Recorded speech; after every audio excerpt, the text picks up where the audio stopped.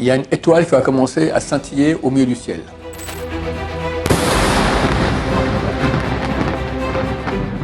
Je suis heureux de vous annoncer la bonne nouvelle que cette année, le 25 Elul, tombe Shabbat.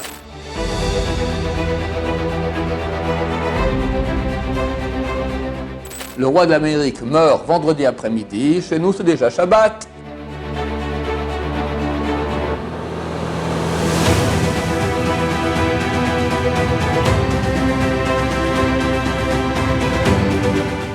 On va héberger où ce 10 millions de Juifs à Jérusalem?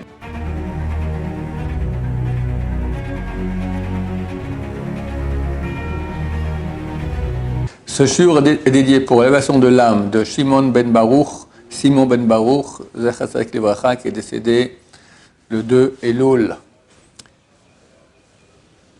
Ok, chers amis, on est dimanche, je crois, 22 septembre, quelque chose comme ça. Dans moins de 10 jours, c'est Rosh Hashanah. Et on vient d'apprendre donc que l'État d'Israël annonce officiellement sa rentrée en guerre avec le Hezbollah en français, Hezbollah en arabe et en hébreu, au Liban. Ce que je veux dire ici, à part un petit chidouche, petite nouveauté que j'ai eue hier, sympathique, pendant Shabbat, j'en ai déjà parlé dans mes cours dernièrement, mais il semblerait, pour des raisons que j'ignore, que peu de gens ont vu cela. Donc les gens m'ont demandé de parler. Qu'est-ce qui se passe, vers quoi on va, qu'est-ce qui se passe avec Mashiach. Alors à mon avis, ça y est, on peut dire que on espère que ce coup-là, c'est la dernière ligne droite. Et je vais expliquer pourquoi nous pensons cela. Et bien sûr, avec mon éternel avertissement qu'on peut se tromper, on n'est pas des prophètes et on peut se tromper. Mais il y a 2 semaines environ, on m'a dit la chose que je vais raconter maintenant, et depuis je suis sur un petit nuage blanc de très bonne humeur, parce que c'est phénoménal. C'est un ami qui est monté en Israël il y a quelques années, il est originaire de Suisse, et il m'a appelé spécialement pour me raconter cela. Il m'a dit qu'il a 2 enfants, qui sont des frères jumeaux, qui étudient, on ne va pas dire où, quelque part en Angleterre. Et ils veulent venir en Israël étudier. Mais leur mère est israélienne, donc la femme de mon ami, et donc de facto ils sont aussi israéliens, et ils ont les 2 20 ans, donc ils arrivent ici, on doit les prendre à l'armée. Or ce sont des étudiants de Torah. Un étudiant de Torah, il ne faut pas qu'il aille à l'armée, il faut qu'il ait la Torah, parce que c'est ça le critère de victoire de la guerre. Donc si on veut maintenant que le peuple d'Israël aille bien et gagne les guerres d'Israël, il ne faut surtout pas prendre des élèves de Yeshiva et les mettre au combat. Le vrai combat se passe au Beth Midrash. Mais étant israéliens, donc s'ils arrivent ici, ils devront aller à l'armée. Alors ils ne savent pas très bien quoi faire. Ils ont pris conseil chez des amis, aussi en Angleterre, qui ont un fils de 17 ans et demi, qui est dans la même situation. Lui aussi est israélien, et alors ils ont demandé « qu'est-ce que vous faites ?» Alors les parents ont dit que lorsque le gosse avait 11 ans, ils sont partis avec lui voir le Rav Steinman. C'est ça, la grande génération. Mort il y a quelques années, à l'âge de 106 ans, je crois, quelque chose comme ça. Bon, une grande génération, qui a Ruach HaKodesh. Il ne montrait pas toujours qu'il avait Ruach HaKodesh, mais il avait, comme on va le voir dans cette histoire-là. Et il a demandé, donc ils étaient avec leur fils chez le Rav, et leur a demandé quel âge tu as. Il a dit 11 ans. Il a réfléchi, il a dit faites rien. Ils auraient pu faire des actions juridiques, il y a des choses à faire pour s'arranger pour ne pas faire l'armée, et vous ne faites rien. Pourquoi? Parce que jusqu'à ce que tu arriveras à l'âge de l'armée, alors Mashiach sera là. Donc pas besoin de rien faire, il n'y aura plus d'armée, plus rien du tout, et tout ira très bien. J'ai revu cet ami il y a quelques jours, et il m'a dit, non, la version elle était comme ça, il a dit, jusqu'à ce que tu aies 18 ans, Mashiach sera là. Et le gosse, il aura 18 ans à Hanouka, donc dans 3 mois, Bezrat Hashem. Donc nous pensons que c'est très très très actuel. Il faut comprendre la valeur de cet enseignement, parce que le Rav Steinman, étant ashkénaze lituanien, ne parlait presque jamais du Mashiach. Là, non seulement il parle, il annonce une date, et c'est non seulement l'annonce d'une date, c'est avec une implication dans la réalité. Ne faites rien. Parce que si le gosse, il monte en Israël, on le prend à l'armée, alors Rav Steinman, dans le ciel, on dit, mon cher ami, tu leur dis de rien faire, à cause de toi, il est parti à l'armée. C'est pas très très bien pour le Rav Steinman là-haut. Donc il s'est impliqué ici de façon extrêmement sérieuse. Donc tout lieu de croire que ce qu'il dit est vrai et va se réaliser Bezrat Hashem. Donc il y a vraiment de quoi, vous tous maintenant, pouvez venir sur mon petit nuage blanc, être de très bonne humeur, Bezrat Hashem. Ça y est, c'est la fin. Quand on ne sait pas exactement, je vous donne quelques sources. Le Tikkun Zohar, ramené par le Gaon de Vilna dans le livre Even Shema, chapitre 11, dit qu'à Rosh Hashanah, Gmar din boive Hashem, la fin de la sentence des ennemis de Dieu. Maintenant, ça se peut que ça sera vraiment comme ça, ça se peut que non, parce que pas tout ce qui s'est écrit dans le Zohar doit se réaliser forcément, il y a plusieurs options. Ou bien c'est que dans le ciel, c'est le moment où c'est la fin de la sentence des ennemis de Dieu, c'est tranché dans le ciel, et hop, après sur quelques jours ou semaines, ça va se réaliser.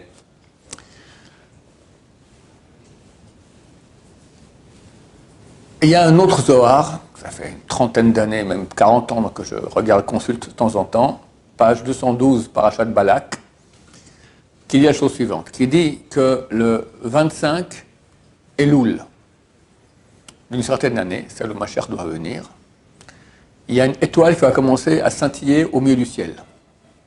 Et autour d'elle, 70 étoiles aussi.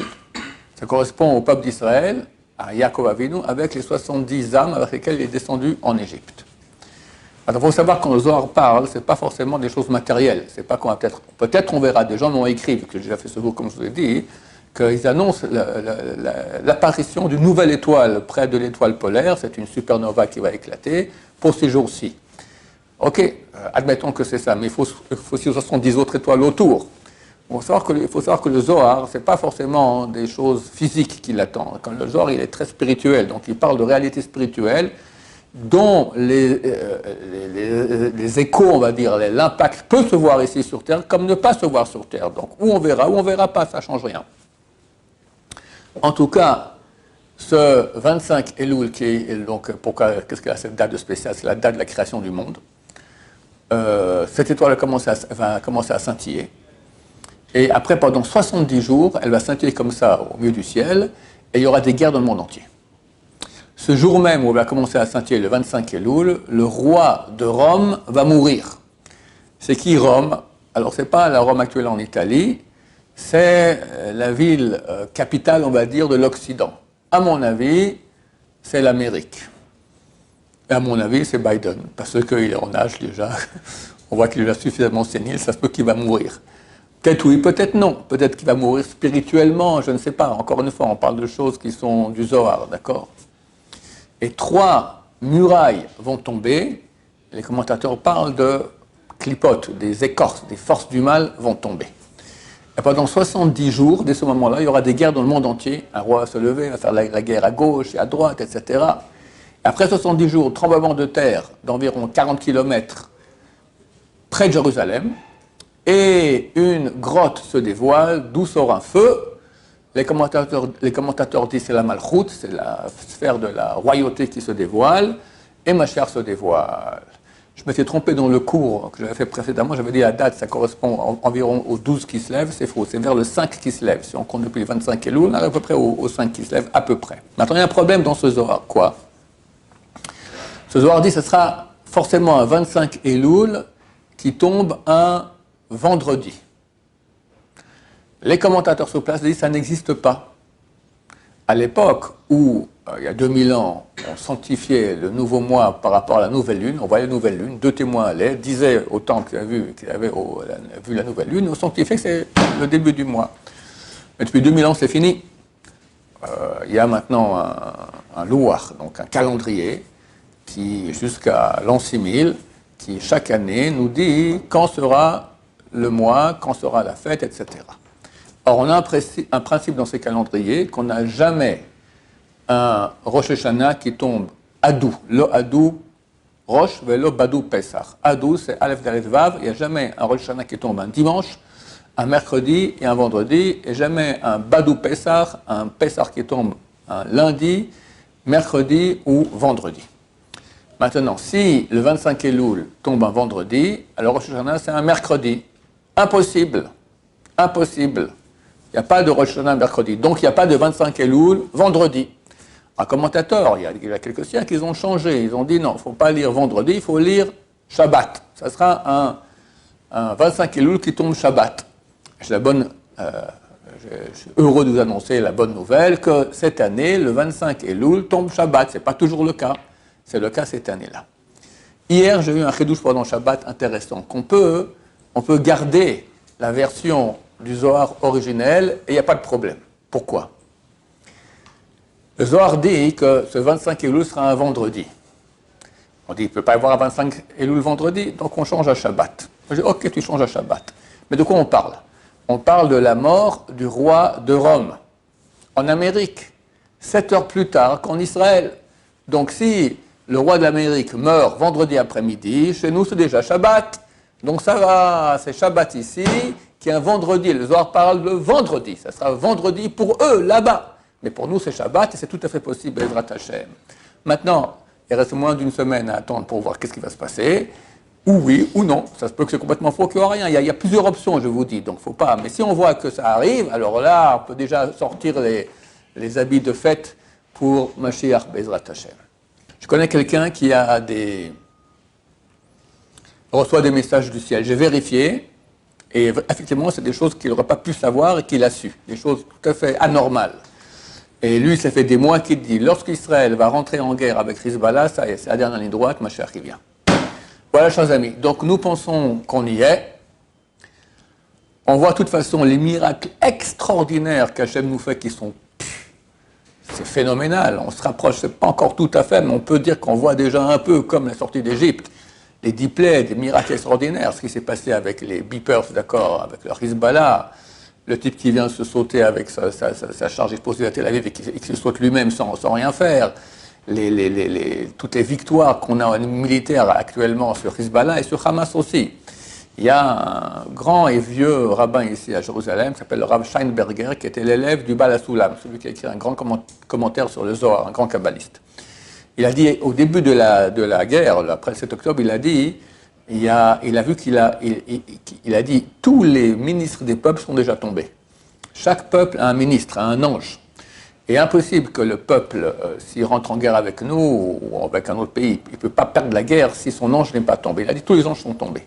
Il n'y en a que 2, donc il y aura une guerre dans le monde sûrement où ils vont tomber, mais il n'y en a que 2 que c'est Israël eux-mêmes qui doivent aller et les faire tomber. Pourquoi? Ces 2 sont Amalek. C'est vraiment la descendance de Amalek, les Gilgulim, je ne sais pas en tout cas, c'est Amalek, c'est Hamas et Hezbollah. Donc Baruch Hashem, nous voyons maintenant comment Dieu aide son peuple Israël à en finir avec ces 2 peuples. Comme il est écrit, Reshit, Goïm, Amalek, premier des peuples, Amalek. C'est aussi sur Israël, premier des peuples. Mais sur Amalek, c'est marqué la fin du verset d'Iv, la fin du verset d'Iv, Achdeto Aderoved. À la fin, il disparaît. Hamas, une question de quelques jours, B'rat Hashem, ils sont en train de perdre complètement c'est très difficile. Hezbollah, je crois que ça va aller beaucoup plus vite, on n'a pas le temps de faire une longue guerre. Comme je dis, on a une deadline Hanouka, peut-être le 5 qui se lève, d'accord, peut-être même avant. Donc, Bezrat Hashem. Moi, ce que j'espère, je peux me tromper, que donc, la guerre va éclater maintenant. Ça va être le gros de la guerre sera depuis le 25 Elul. Et à Rosh Hashanah, c'est fini. Bezrat Hashem, déjà, ils seront tous ratatinés. Après, il y aura dans le monde encore beaucoup de... Ça se peut qu'il y aura ce dont redoute l'Amérique, il y a un embrasement dans la région avec l'Iran, les Houthis, et donc l'Iran risque d'attaquer aussi l'Arabie Saoudite, etc. L'Amérique ne veut pas s'impliquer pour nous, sera obligée de s'impliquer. L'Amérique s'implique, la Russie, la Chine, la Corée, tout le monde se mêle. Et nous, on fait tchouva pendant les 10 jours de repentir. Yom Kippour, à la fin de Kippour, on sort d'une chauffard, et Mashiach qui vient, Bezrat Hashem. Peut-être avant, c'est qu'une espérance, ce que je ne croyais pas, je ne suis pas prophète, ni rien du tout. On espère. Dans la Souka, c'est marqué, à Sukkot, il y aura la guerre de Gog ou Magog. C'est pour ça que la Haftara, quand on lit le Shabbat de Sukkot, c'est sur Gog ou Magog. C'est comme ça une tradition qu'on a depuis 1300 ans, que pendant Sukkot, il y aura la guerre de Gog ou Magog. Donc les peuples verront que Mashiach est venu, ils ne vont pas accepter cela. Ils vont tous se réunir pour venir contre nous du nord. Ils viennent du nord. Il semblerait vraisemblablement Gog, c'est le roi de la Russie. C'est marqué ici, Meshech et Tuval, le président de Meshech et Tuval. Meshech, c'est les lettres du mot Moscou. Tuval, c'est Tbilissi ou Istanbul, d'accord? Tuval, Tbilissi, ça ressemble, c'est exactement au nord de Jérusalem, ou Istanbul, tout cela correspond, une union avec les 70 peuples, tous les peuples, l'ONU, etc. Évidemment, si Mashiach revient, c'est fini. Il n'y a plus l'argent, il n'y a plus la pornographie, il n'y a plus le trafic des bébés, etc. Il n'y a que la crainte de Dieu. Ils sont très mal barrés, les goïms, avec cela.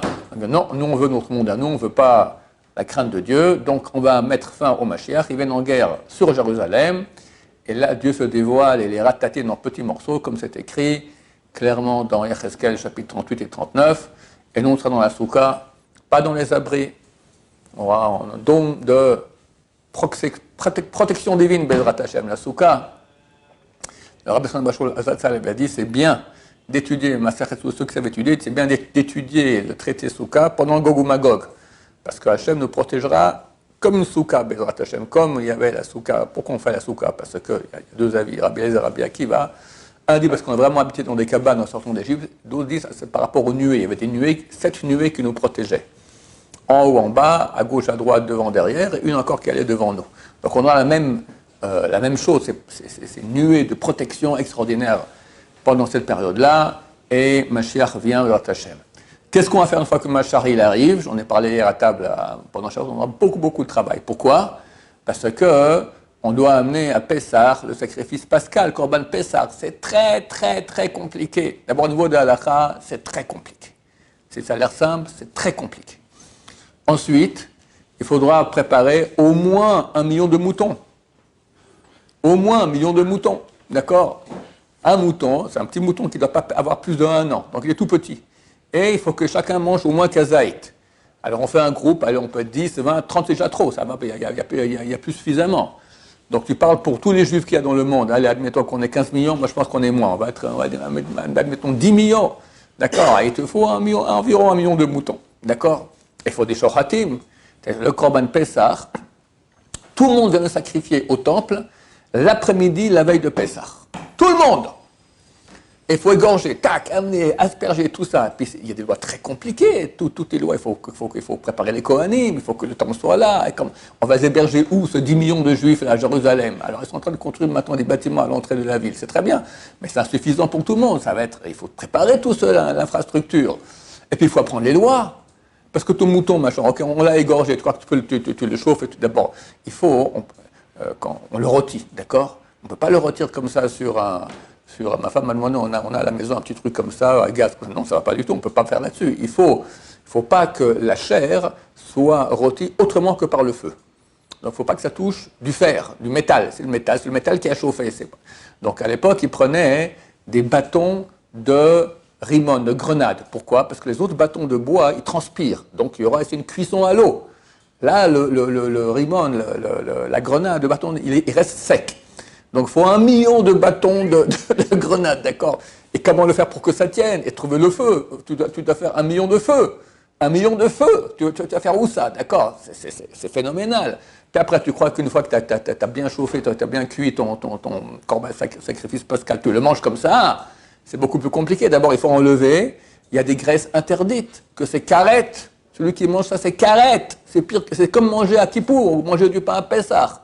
Donc c'est super. Et qui connaît, elles sont où? Normalement, la majorité de ces graisses sont dans la partie arrière de l'animal.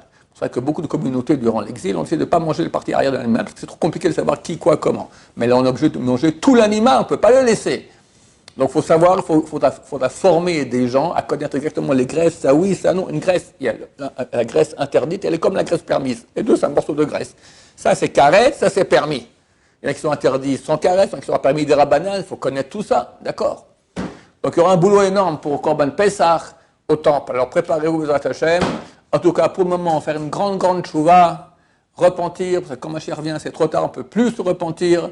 Dites à vos amis, ça y est, Mashiach il arrive, faites tchouva, rapprochez-vous de Dieu, revenez, il y aura une sélection, pas tout le monde aura le mérite de voir Mashiach. Donc c'est très dommage que des gens, des bons juifs qui, hélas, n'ont pas connu la Torah, ou peut-être ils connaissent, mais ils n'ont pas envie de pratiquer, d'accord?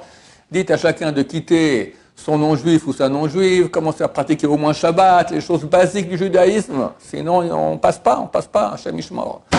Que Dieu ait pitié de tous ces gens-là et leur fasse faire une grande, grande chouva. Bon, voilà, moi je pense que c'est la dernière ligne droite. Je vais donner un peu les preuves à ceux-là, qu'on espère qu'ils sont vrais. Donc il faut beaucoup se renforcer. C'est un grand cadeau que Dieu nous amène cela maintenant et pas à la période juillet-août où tout le monde va au bord de mer. D'accord, moi je suis arrivé à ce moment-là, t'es mal barré.